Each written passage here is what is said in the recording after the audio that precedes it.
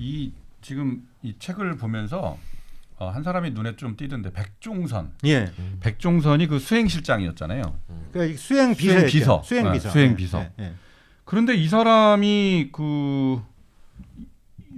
이제 이재명이 자기 형한테 막 이렇게 막말하고 뭐 그런 거는 많이 알려졌어요. 예. 그런데 그 이재명의 수행 비서인 백종선이 말이에요. 예.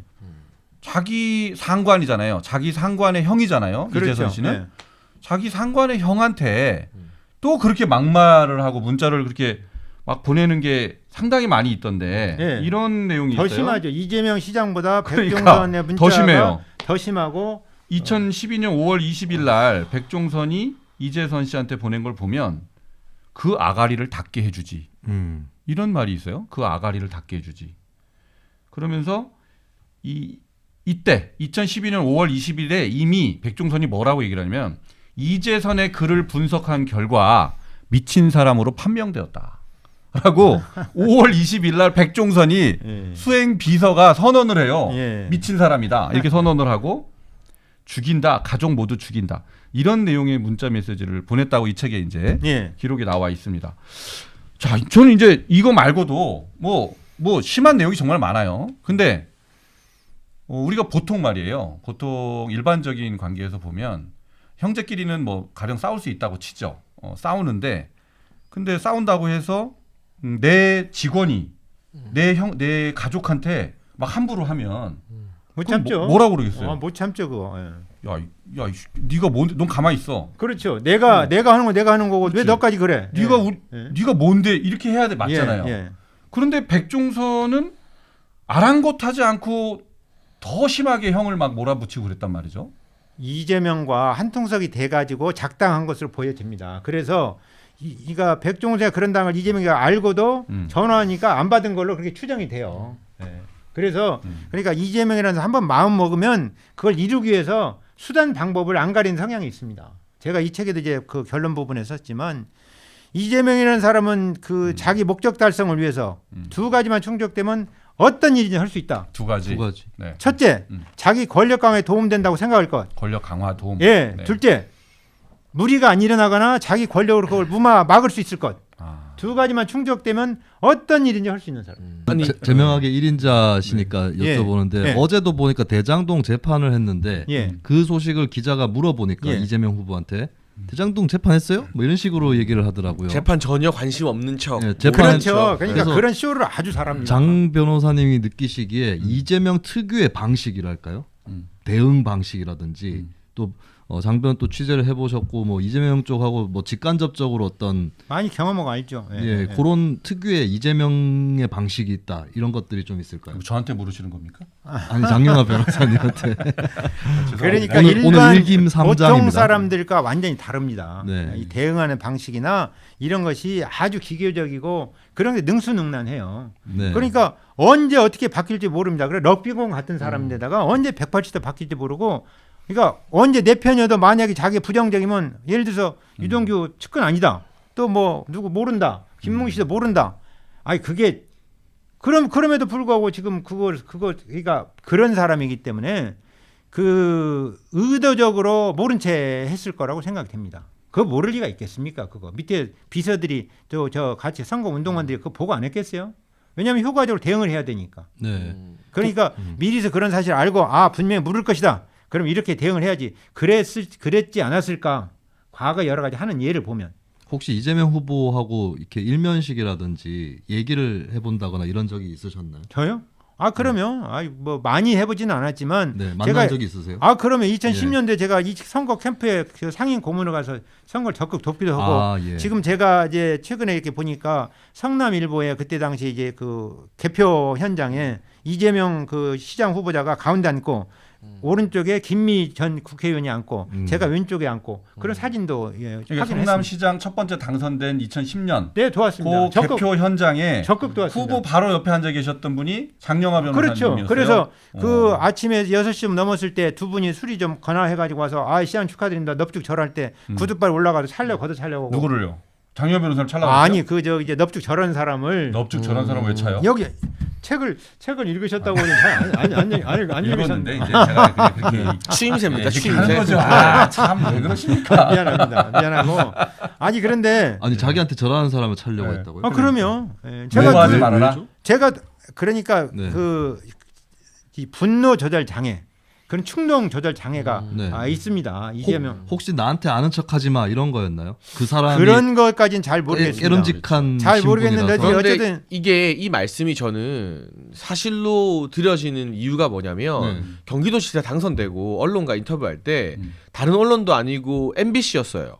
아, TV조선이랑 인터뷰한 것도 아니고 MBC였습니다. 네. 그랬는데 MBC의 이 선거 사무소에 있는 기자가 뭔가 마음에 안 드는 질문을 하자 인상 확 찡그리면서 이게 전국에 생중계되는데 이 예의가 없다, 인터뷰 안 한다고 이어폰을 확 뜯어버렸거든요. 안 들린다고 거짓말하면서 그게 경기도지사 당선되고 맞습니다. 전 국민이 보는 생중계에서 예. 그런 일 아이, 하기가 맞습니다. 예. 정말 정치 경험 없는 사람도 아니고 쉽지 않은데 순간적으로 그때 분노 조절이 안 됐던 거죠, 그렇죠? 그런 것들이 좀 단서로 드러나는 것 같아요. 그것도 있고 이제 그 후에 그 논란이 될 때 그 집 앞에서 기자들이 대기하고 있다가 어떤 여성 기자분이 이제 그 쫓아가면서 따라가면서 계속 이제 질문을 했어요. 좀 이제 한번 답변에 곤란 질문을 했는 것 같아요. 맞아요, 저 그 장면도 기억납니다. 예, 네. 그러니까 그 마이크 이렇게 내리고 질문이 악의적이네. 맞아요.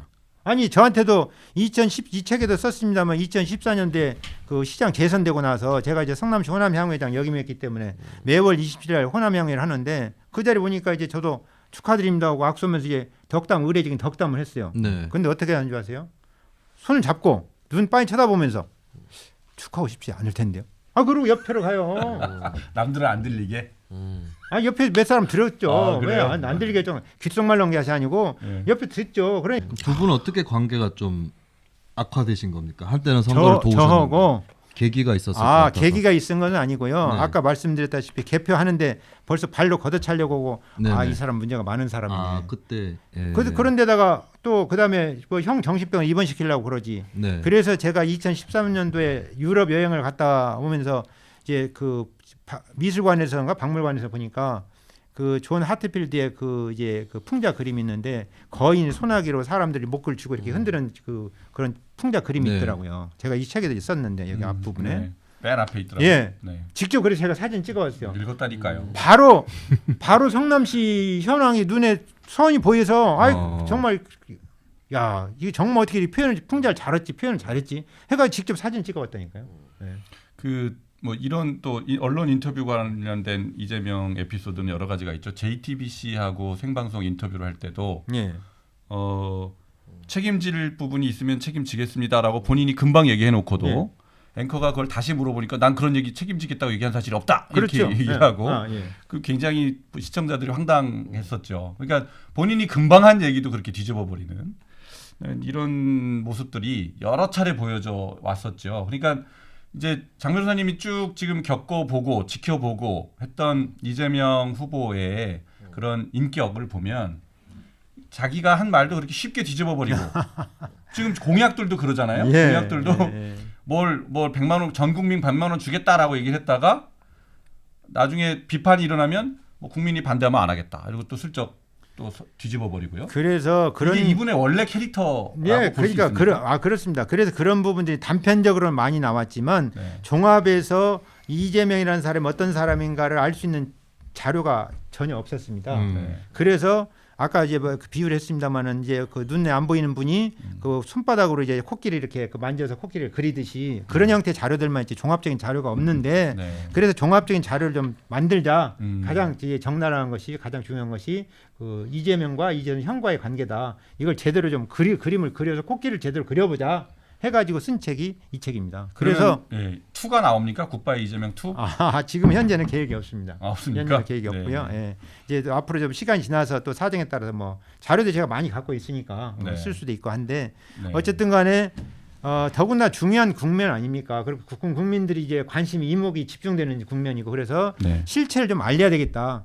그러니까 재명학을 공부하려고 그러면 뭐 이재명을 홍보하는 그런 책자, 뭐 민주당에서 송영길 대표가 말하는 그런 책자 가지고 공부하면 안 되고요. 그거는 네. 낙제점 받습니다. 객관적으로 묘사한 이 책을 가지고 공부를 하셔야 진짜 제명학을 알 수 있습니다. 네. 꼭 그 저 출판사에서 나오신 분 같으세요. 아니 근데 저는 이 책을 장사하려는 것이 아니 잠깐만요. 아까도 말씀드렸다시피 돌려봐라. 그러니까 돌려봐라. 이거를 최대한 좀 많이 돌려봐서 살려고 하지 마시고 주변에 있는 분들 좀 돌려봐서 그러면 출판사에서 싫어합니다. 아니 살려고 출판사 하지 싫어하더라도 왜냐하면 그것이 국민들이 제대로 알 수 있는 것이기 때문에 네. 저는 그거 염원이에요. 알겠습니다. 그런데 네. 지금 사실은 이제 국민들이 궁금해하는 크게 두 가지라고 하면 예. 이제 이재선 씨와의 그런 관계 예. 또 굉장히 중요한 부분입니다. 사람의 됨됨이나 이런 예. 걸 판단할 수 예. 있으니까. 그런데 또 하나는 이제 대장동 비리잖아요. 이재명 그렇죠. 후보의 가장 핵심적인 어떤 부분이 예. 대장동 비리인데 그 대장동 관련된 내용은 장영호 변호사님이 좀 뭐 이렇게 자료를 공개한다든지 또는 그런 걸 계획이 있으십니까? 그런 부분은 제가 지금 안타깝게도 네. 그런 자료는 제대로 없는데 이재명이라는 사람 특성을 제가 잘 아는데 네. 그 김만배 씨가 하는 그분 뭐 700억인가 하는 것은 네. 그건 100% 이재명입니다. 보고 말 것도 없습니다. 실제 주인은 예. 네. 그리고 제가 이제 이재명이라는 사람 이재명 자체를 특검해야 된다. 아니면 성남시장 8년, 경기지사 4년을 전체를 특검해야 된다고 이렇게 제가 주장을 하는데요. 네. 만약에 그 12년을 전체를 특검해서 비리를 전체 다 까발릴 수 있다고 한다면 네.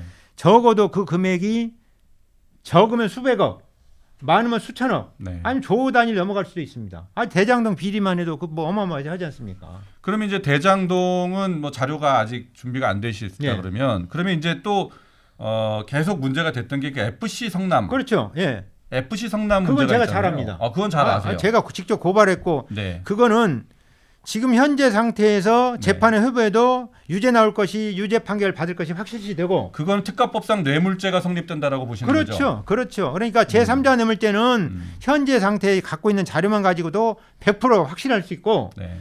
제3자 뇌물죄가 아니고 뇌물죄가 된다. 왜냐하면 어떻게 해서 뇌물죄가 되나요? 그 성남 FC를 쥐고 흔들었어요. 이게 실질적인 지배자이기 때문에 자기가 지배자인데 밑에다가 그 돈을 내라고 했으면 그게 직접 뇌물 되지 않겠어요? 그러니까 예. 성남에 있는 네이버 등 각종 기업으로부터 예. 성남 FC가 홍보비 명목으로 예. 돈을 받았잖아요. 예. 161억 5천만 원. 예. 160억 넘게 예, 받았어요. 예, 예.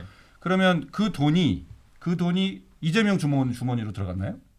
그거는 지금 이제 아직까지 드러난 건 밝혀진 건 없습니다. 네. 근데 제대로 밝히면 네. 그 밝힐 수 있다고 생각되고요. 그 부분 그보다 수사가 필요한 부분이죠. 더 중요한 것은 하나 좀 이런 말씀을 드릴게요. 네. 지금 이제 두산건설이 그 병원 용지를 가지고 있었는데 3,300평인가 가지고 있었는데 네. 그걸 이제 용도 변경해 가지고 업무 용지로 바꿔줬습니다. 그런데 제가 이제 이대엽 시장님 때 그 이제 이대엽 시장님의 핵심 측근 그런 이제 돈을 좀 만지고 여러 가지 하는 분을 제가 알고 있는데 그분이 그걸 딱 보더니 그 두산건설에서 성남 FC에 42억을 냈거든요. 네. 이거 방어막 쳤구만. 무슨 얘기냐면 네. 이거 말고도 분명히 돈을 받았을 것이 틀림없다. 그게 워낙 이제 그 성남시는 뜨거운 감자였어요. 그래서 네. 두산건설에서 어떻게든지 그걸 용도를 변경해야 되겠다 해가지고 김병장 시장님 때도 접근했다고 그러고 네. 이대혁 시장 때도 접근했다고 그래요. 어. 그걸 이제 두산이 어떻게든지 용도 변경하기 위해서 그러니까 그 42억 외에도 직접 받지는 않았겠지만 측근을 통해서 측근이 줘가지고 측근이 선거 자금이나 정치 자금을 쓰게 한다든지 네. 뭔가 이런 자금으로 썼을 것이다.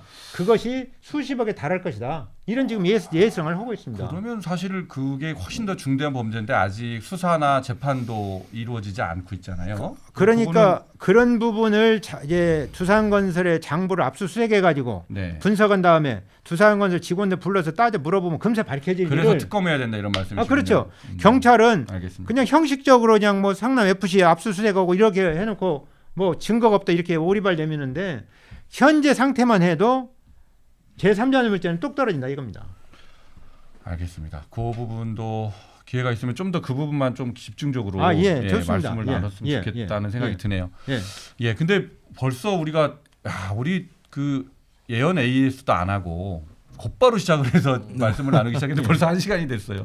야, 참. 한 번 더 모시죠. 우리 그래야 될것 변호사님 같아요. 바쁘시겠지만. 네. 네. 뭐 내일 그 기자회견을 하시고 예. 그 부분에 대해서도 또 쉽게 풀어서 예. 시청자들한테 좀 전달할 필요가 있잖아요. 예, 그래서 예. 또 저희가 한번 모시도록 하겠습니다. 글쎄 뭐 좋습니다. 예.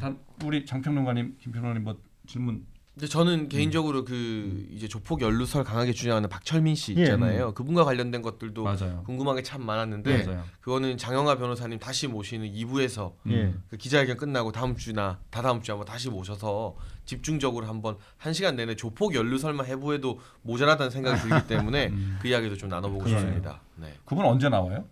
아직도 지금 감옥에 있나요? 지금 이제 다른 사건으로 네.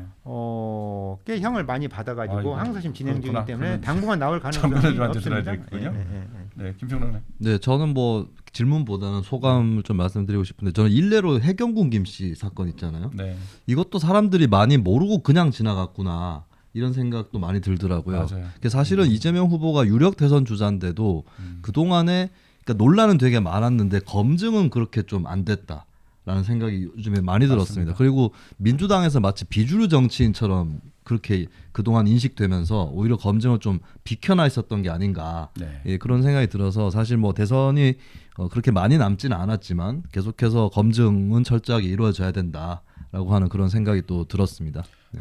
그러니까 참 안타깝죠. 우리가 그런 검증의 시간을 너무 많이 허비를 했다라는 안타까운 마음이 있습니다. 우리 당내 국민의힘 내에 에너지가 분산이 너무 많이 됐고 시간을 많이 허비한 느낌이 있습니다. 그 검증을 지금부터라도 뉴스트라다무스 그리고 각종 매체들에서 대통령 후보 검증을 더 강화를 해야 되는 거 아닌가 그런 생각이 듭니다.